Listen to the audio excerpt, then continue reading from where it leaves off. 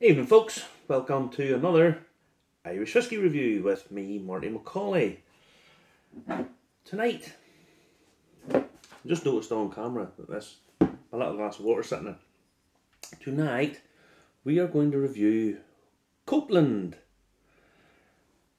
Merchant's Quay Blended Irish Whiskey at 40%. Grain, right, hang on, because this is quite complicated. Because it's grain whiskey matured in, right.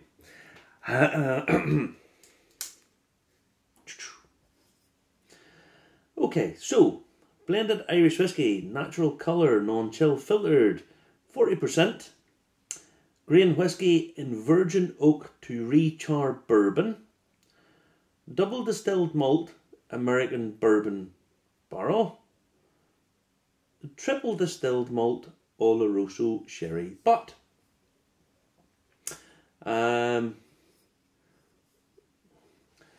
unique blend, now it's from the Copeland Distillery and it's down in Donaghadee. Now Donaghadee has been a town of seafarers and traders for centuries. Quite true, absolutely. Voyaging Vikings gave our three historic Copeland Islands the name.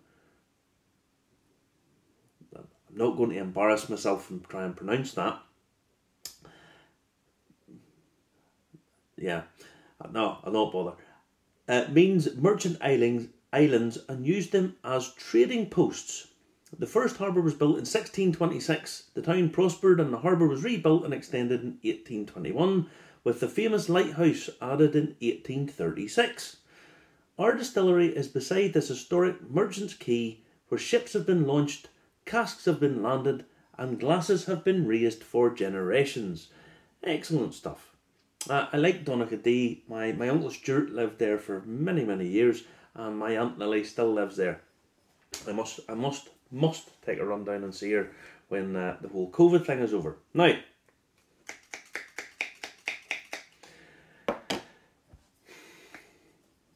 wax sealed. Now this is intended to keep the whiskey in the bottle. No little angel shares coming out. The problem with this one was there's no tear off.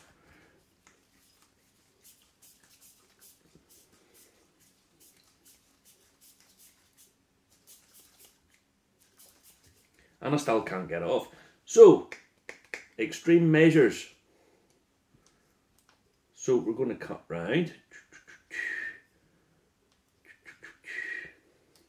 Bear with me, folks. This must be like what the Queen does when she's going around opening stuff up. Yay! Me micro. Yeah. We like that. That wax stuff's pretty good when it's things you're going to keep for a long time. But they could have saved themselves a little bit of time and not bother dipping that one. So quite a complex blend.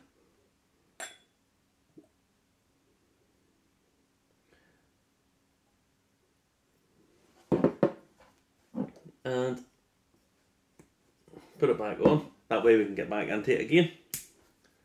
Put on my wee safety snaps. Now, Donaghadee, the Copeland Islands, by the way, this is quite interesting. So bear with me, you're going to learn something here.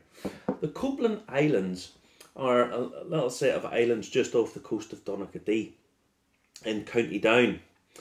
A lot of people don't know this, but the author, Jonathan Swift, actually lived down that part of the way. He was a rector at Kilroot. He was basically the minister, the priest, vicar, whatever way you want to put it, down at Donaghadee, down near that part of the world. It was actually a little bit further up the coast, but you understand what I mean. And the Copeland Islands, at certain times when you look out, the Copeland Islands look as if they are floating on the sea. It's a trick of the eye, it's a mirage type thing, but they look as if they're floating. And that's where he got the inspiration in Gulliver's Travels of the floating islands. It's an actual thing, folks, it's actually there. in a certain light, you can go and see it. And Justin loves reeling that fact off to people. He loves telling people that. He'll tell you, a drop of a hat, he'll tell you. So now I have told you, you don't have to. So, Justin, I'll maybe mention it on Saturday night when I'm doing this review. When we're doing the show, I'll maybe mention this, and we'll see if he says it. I bet he does. So if you look back, this will be on this will come out probably after the show. So look back, and I bet he Justin mentions it. I'll do that as a wee sneaky thing.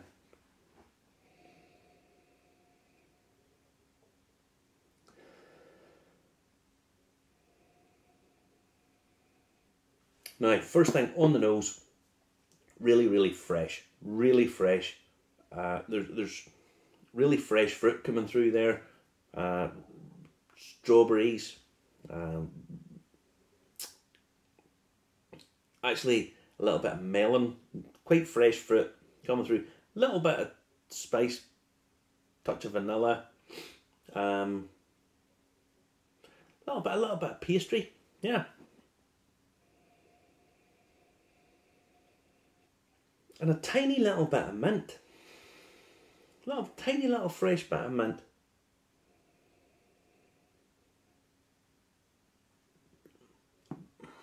Wood coming through. Little notes of green wood. But it's all fresh. It's really fresh and invigorating. Like a sea breeze, one could say.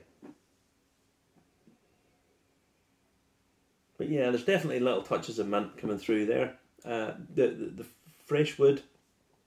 Now I have to just read this because it's all double and triple and grain and stuff. So I just want to check. Now it's non-chill filtered. The grain element was 12 months in virgin American oak, then 24 months in rechar bourbon. Now that virgin oak, that's going to give you a little bit of spice, a little bit of wood spice coming in through. Then being mellowed out with the rechar bourbon, that's going to give you that vanilla notes and mellowing notes, hitting you with little bits of smooth. I don't like the word smooth, it never really sits well with me, but it's giving you that sort of rounding off, if you like, smoothing off, planing off. That's what I mean by when I say the word smooth, not the normal word, the way it's used by lots of people. It's sort of planing off that American virgin oak spice. Then it's American first fill bourbon. Again, for that that'll be taking out the sweetness, and then the triple distilled Oloroso sherry. If I'm honest, it's a funny Oloroso sherry. But I'm going to say the sherry element isn't very pronounced. It's coming through as giving a little fruit, so a touch of fresh fruit rather than jam. I would be questioning the sherry, but if I'm being honest, I would probably question just the quality of that sherry, but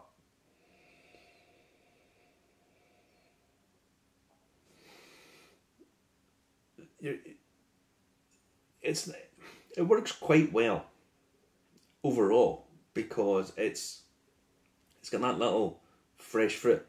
This is a summer whiskey. This is, if you think of whiskey in seasons, which I often do, summer whiskey, you can sit down, nice bit of heat, have this, possibly a little bit of a mixer in it, whatever way you want to do it. Justin would be making a cocktail and sticking cherries and stuff in it. That would lend itself quite well to that. Yeah. There's a little spice there that's it's a little bit mixed spice. You know, it's not easy to put your finger just on what that spice is.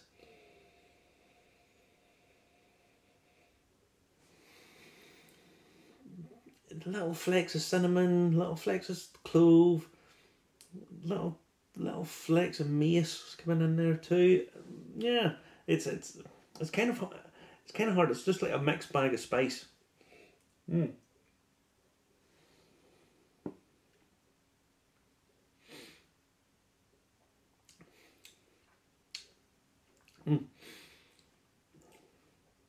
Again, quite light.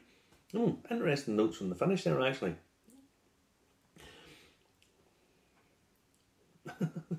There's lots of toasted bread there. Yeah, toasted bread on the finish. Finish is quite short. There's no real development. Up front, it's giving you... Up front, it gives you actually almost like a slightly sweetened bread.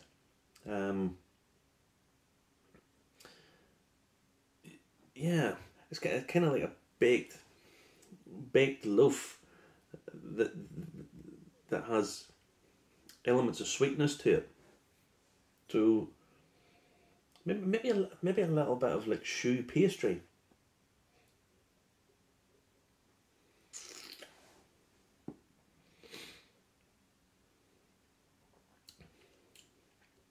Yeah, choux pastry, that kind of eclair, cream. Then lots of. It starts off like a type of bread, and then moves back into a different type of bread where you're getting not so much sweetness, more to do with the caramelized, the toast. Maybe, yeah, it's toasted bread. Nice light loaf. Toast it, and again, just at the end of that, you're getting little flickers of mint coming through. Yeah, it's quite nice. It's 30. Just consult what I've wrote down. It's £32 a bottle, so quite reasonable at that. It's one you can pick up off the shelf and enjoy, and lots of people will enjoy this. It's not complicated. It's not overly worked. It sets in quite well. It's got a sweetness, but not a massive sweetness. And a lot of people like this, actually. So just to let you, they sent me this sample, by the way, just to clarify. They sent me it. A lot of people like this, and I can totally see why. It's very approachable, very easy to drink. Lots of people who wouldn't necessarily be whiskey fans would probably quite like that. It's pleasant enough. I'm not going to say it's blowing my socks off, but where it's at £32 a bottle, very easy to drink. Yeah, so give it a mark. I'll give it a decent 7 out of 10. Quite a lot of people like this. It's not offensive. Very easy to drink, and on a hot day, on a day where it's nice and a bit of heat about, you could sit out, enjoy, and you would be very pleasantly taken along for the day. So yeah, try that. Copeland Merchants Quay, and I must remember to do that with Justin when we're doing the show on Saturday night. So check out our podcast, Irish Whiskey Review. Check out our live show on a Saturday night, 10 PM, British Standard Time, and make sure you keep up with the reviews. So remember, subscribe, and if you do like, leave a comment. We do try and get back to most people, and yeah, let us know what you think. So cheers, all the best.